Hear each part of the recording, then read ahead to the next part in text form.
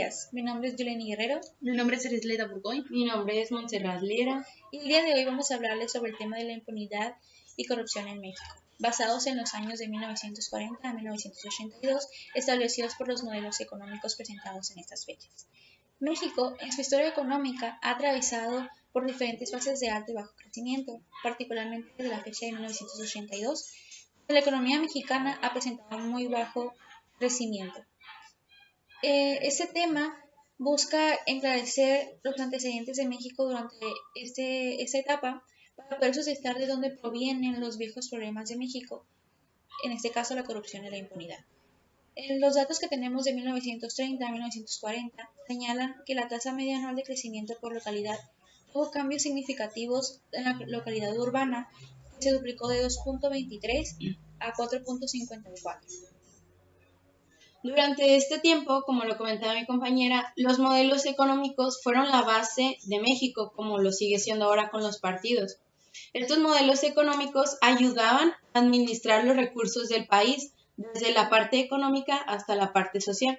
Los modelos económicos que se vivieron desde 1940 a 1982 fueron el de sustitución de importaciones, el de desarrollo estabilizador, desarrollo compartido y crecimiento acelerado. En cada uno de ellos se buscaba que los recursos de México fueran bien aprovechados para tener ganancias propias y asimismo ganancias para otros países. Sin embargo, había muchas desventajas como la devaluación del peso, el alto precio de los productos, los bajos salarios a los trabajadores, que simplemente en vez de ayudar a la economía del país, había altas y bajas durante este tiempo. Durante los 42 años de los modelos económicos, México atravesó por diversas crisis económicas que no solo afectaron a la economía del país, sino que también se vieron en crisis sociales por la mala administración del país. La corrupción es la práctica que consiste en el abuso de poder, funciones o de medios para sacar un beneficio económico o de otra índole. Actualmente México es el cuarto lugar a nivel mundial con relación con impunidad. Y esto puede traducirse con problemas de desigualdad económica y jurídica ante la ley. La impunidad y la corrupción van muy ligadas de la mano. Estas surgen a partir del mal funcionamiento de las dimensiones de seguridad, justicia y derechos humanos en el ámbito nacional. Estos tipos de sectores se deberían de ver bien manejados por el gobierno y sin embargo no se han visto en un equilibrio. La impunidad y la corrupción son un problema que proviene del gobierno, es decir, esto con el tiempo fue rebasando a todas las instituciones de gobierno, se les fue saliendo de las manos y no lograron poder controlar los problemas sociales. Por lo tanto, tuvo que haber instituciones que no fueran gubernamentales, que pudieran ayudar, como los medios de comunicación, que pudieran ir ayudando a solventar la cuestión de la corrupción y la impunidad que había en el ámbito especialmente económico y social del país. Unos ejemplos de corrupción e impunidad sería durante el desarrollo estabilizador. Es un ejemplo de impunidad la matanza de Tlatelolco. En 1968, México vivía una fuerte inestabilidad interna a raíz de las malas condiciones económicas que atravesaba. Durante el sexenio de Gustavo Díaz Ordaz, ocurrió el acto más recordado por el pueblo mexicano de impunidad y de abuso de poder, que fue el caso de Tlatelolco de 1968. Reunidos en la plaza, más de 50,000 alumnos fueron emboscados por el ejército mexicano. Tropas rodearon la plaza y dispararon una bengala y la matanza comenzó. Los soldados disparaban a todos los presentes mientras los alumnos corrían, otros trataban de esconderse. Al ejército no le importó y ellos disparaban. Como comentaba Erisleida, este fue un claro ejemplo de corrupción dentro de lo social. Este fue un impacto social que tuvo la corrupción y la impunidad. Un ejemplo económico fue cuando se comenzaron los hallazgos del petróleo. México creía que con esto iba a poder salir adelante, iba a poder pagar todas las deudas que tenía con otros países. Desafortunadamente, las ganancias que se extraían de los petróleos mexicanos no fueron distribuidas de una manera equitativa. Realmente el trabajo era arduo y tuvo bastante repercusión en la cuestión de la inflación, la devaluación del peso.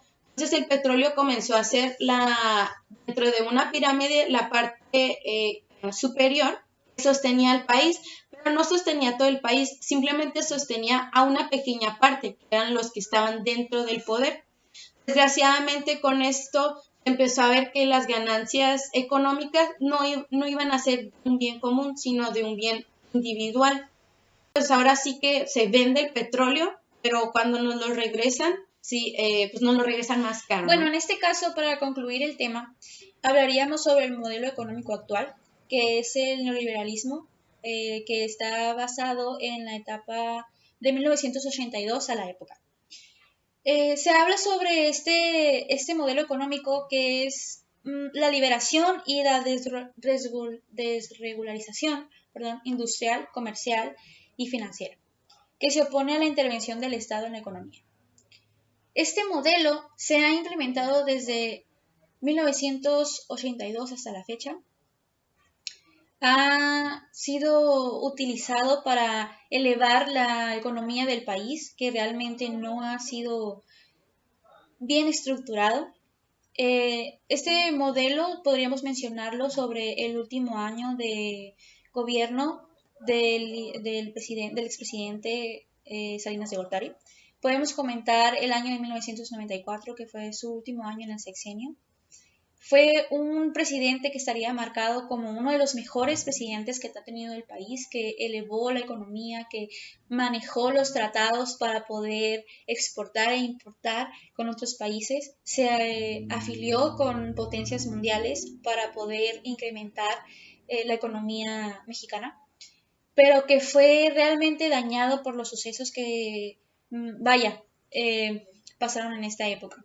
Uno de los más importantes o de más mencionados de este año sería la muerte de Luis Donaldo Colosio, que era el candidato a la presidencia por el partido priista, seleccionado por el mismo Salinas de Gortari, que fue asesinado en plena campaña política. También en este año se firma el Tratado de Libre Comercio con Estados Unidos y Canadá, y en base a la firma del Tratado de Libre Comercio se puede ver el levantamiento zapatista que se hizo en San Cristóbal de las Casas, Chiapas. Entonces es un año realmente que eleva y disminuye la economía y la sustentabilidad política del país en estas fechas, porque lo llevan desde un punto crítico donde vemos un asesinato a un punto crítico donde estamos en un levantamiento que no acepta que el país puede ser elevado económicamente, pero que no recibe el pueblo las remuneraciones económicas que debería de recibir, porque es el pueblo el que trabaja la tierra y el que produce lo que se exporta y lo recibimos de manera importada, pero con un precio elevado que realmente no se puede sostener. Pues finalmente hemos visto que la corrupción y la impunidad han estado, pues nosotros creemos que han estado presentes desde los primeros gobernantes, mucho antes de 1940, desde el momento en el que se buscan las ganancias individuales y no ganancias pues generales, ¿no? Comunes. Pues la corrupción está presente en lo económico y esto viene a repercutir en lo social, porque como lo vimos, la matanza de Tlatelolco fue un claro ejemplo. Pues la corrupción y la impunidad van a seguir existiendo mientras el gobierno no tome los mandos adecuados, las técnicas y reformas que no beneficien nada más a un pequeño sector del país, sino que beneficien de manera pues equitativa, que cada quien gane lo que trabaje y sobre todo pues contemplar que lo que se encuentra en México es para el beneficio de todos y no para el beneficio pues individual, ¿no?